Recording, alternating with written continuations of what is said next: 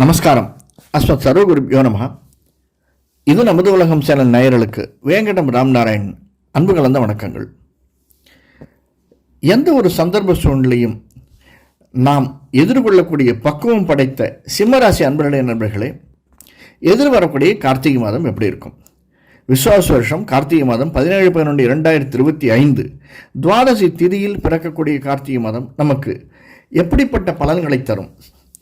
பலன் பார்க்கறதுக்கு முன்னாடி கிரக பொசிஷன்ஸ் பார்த்துக்கலாம். சிம்மத்தில் கேது, கன்னியில் சுக்கிரன், கன்னியில் சந்திரன், துலாத்தில் சுக்கிரன், விருச்சிகத்தில் சூரியன் புதன் செவ்வாய், கும்பத்தில் ராகு, மீனத்தில் சனி, வகரகத்தில் கும்பத்துக்கு வரார், கடகத்தில் குரு, 12இல் குரு இருந்து நம்மை வழிநடத்துகிறார். ஒரு அற்புதமான மாதம். ஏன்னா லாபஸ்தானத்தில் இருந்த குரு 12ஆம் வீட்டுக்கு வந்தாலுமே குருவினுடைய பார்வை நம்முடைய 4ஆம் வீட்டிற்கு இருக்குது, 5ஆம் பார்வையாக 4ஆம் வீட்டிற்கு இருக்குது, 6ஆம் வீட்டிற்கு இருக்குது, 8ஆம் வீட்டிற்கு இருக்குது. சனி வக்கரகதியில் கும்பத்துக்கு வந்தாலுமே அவர் இருக்கிறதும் புரட்டாதி நட்சத்திரம் தான். குரு சனி ராகு 3 பேர் இருக்கிறதும் குருவினுடைய கால் தான்.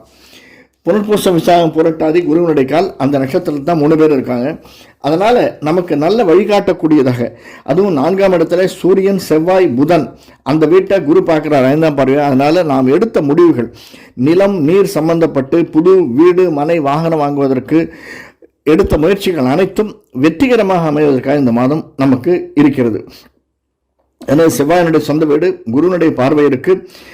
இதெல்லாம் சேர்ந்து நமக்கு நல்ல ஒரு, அது மட்டுமல்ல சார், ஒரு மன திருப்தி இருக்கும் சார் இந்த மாதம். ஏன்னா 5ஆம் வீட்டில் 4ஆம் வீட்டில் அமையக்கூடியது. இப்போ நாம் டபுள் பெட்ரூம் இருந்ததுன்னா டபுள் பெட்ரூம் போகிறதுக்கோ அல்லது வீடு மாறுவதற்கோ, வீட்டில் உள்ள பொருள்களை ரெஃப்ரெஷ் பண்ணுவதற்கோ, ஒரு பெட் வாங்கி போடலாம், புதுசாக காட் வாங்கி போடலாம். அந்த மாதிரி வீட்டில் சில சாமான்களை சேர்ப்பதற்கோ, புது வண்டி வாங்குவதற்கோ, நம்முடைய பிரயாணப்படுவதற்கு 4 சக்கர வண்டியை வாங்குவதற்கு நிறைய சாத்தியக்கூறுகள் அதிகமாக இருக்குது.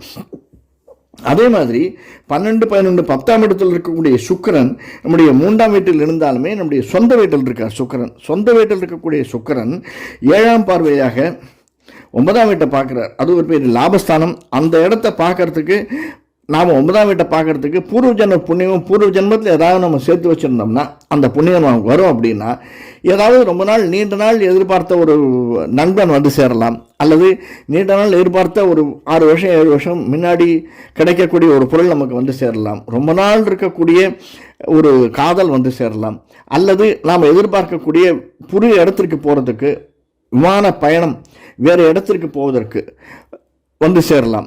அதாவது படிப்புக்காகவோ நட்புக்காகவோ பிசினஸுக்காகவோ வெளிநாடு வெளியூர் வெளி மாநிலம் செல்வதற்கான சாத்தியக்கூறுகள் நமக்கு இருக்கு. இப்படி சுக்கிரனுடைய பாக்கியம் நமக்கு இருக்கு, செவ்வாயினுடைய பாக்கியம் இருக்கு, குருவனுடைய பார்வை இருக்கு. வேற என்ன வேணும்? இருந்தாலுமே சின்ன சின்ன சண்டைகள் சச்சரவுகள் வருவதற்கு நமக்கு சாத்தியக்கூறுகள் இருக்கு. 7ஆம் வீட்டில் இருக்கக்கூடிய ராகு நம்ம பார்க்கும்போது சில சண்டைகள் சச்சரவுகள் வரத்தான் செய்யும். 8ஆம் வீட்டில் இருக்கக்கூடிய சனி வக்கரகதை அடைஞ்சாலுமே சும்மா இருக்க மாட்டார். அதுவும் இல்லை, 3ஆம் பார்வையாக நம்முடைய 9ஆம் இடத்தையும் பார்க்குறார் சனி, அல்லது 10ஆம் இடத்தை பார்த்தாலுமே அந்த சனியினுடைய தாக்கம் நமக்கு கொஞ்சம் இருக்கத்தான் செய்யும். அஷ்டமத்து சனி அப்படிங்கிறது கொஞ்சம் நம்முடைய ஆட்டி படைக்கக்கூடியதாகத்தான் இருக்கும். அதனால் ஒன்றும் கவலையே பட வேணாம். ஏன்னா குருவனுடைய பார்வையை நமக்கு இருக்கிற போது சனி என்ன பண்ணுவார்? ஒன்றும் பண்ண முடியாது. அதனால் அதை நினைத்து நாம் மேன்மைப்படுவது முக்கியம். இந்த மாதம் ரொம்ப அற்புதமான மாதம். சொன்ன தீபத்தின் மாதம் இது.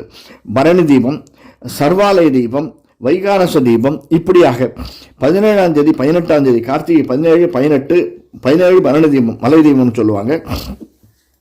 பரணியில் ஏற்றுறது தான் பரணி தீபம். கார்த்திகையில் ஏற்றுவதற்கு சர்வாலய தீபம் ஆலயங்களிலும் வீடுகளிலும் தீபத்தை ஏற்றுவது 18ஆம் தேதி. அந்த 18ஆம் தேதி பஞ்சராத்திர தீபம், வைகானச தீபம், சர்வாலய தீபம், அன்னைக்கு பௌர்ணமியும் சேர்ந்திருக்கு. இப்படிப்பட்ட சூழ்நிலை நமக்கு ஒளியை தரக்கூடிய மாதமாக இந்த மாதம் அமைந்திருக்கிறது. நமக்கு மட்டும் இல்லை சார், அனைத்து நல்ல உள்ளங்களுக்கும் இந்த மாதம்.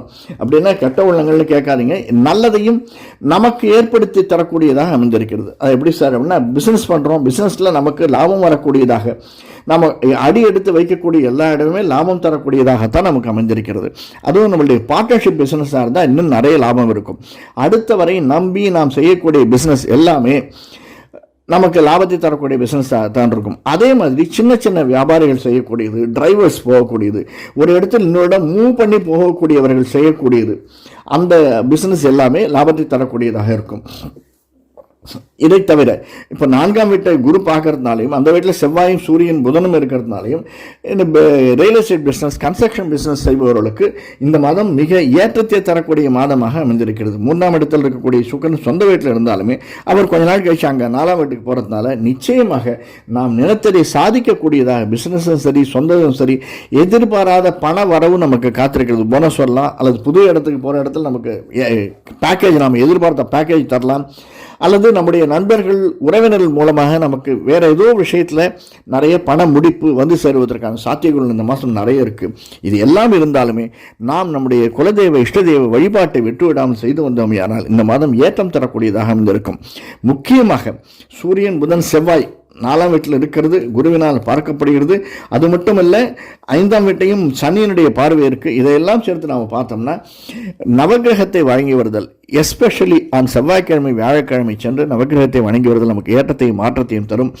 முடிஞ்சதுன்னா விளக்கேற்றிட்டு வாங்க, அது அவசியம் அப்படின்னு தோணுச்சுன்னா, ஒரு காரியத்திற்காக நாம் செய்கிறோம் அப்படின்னா விளக்கேற்றிட்டு வந்தோம்னா அது நல்ல அந்த காரியம் பரிபூர்ண கதியை அடைவதற்காக சாத்தியக்கூறுகள் நிறைய இருக்குது.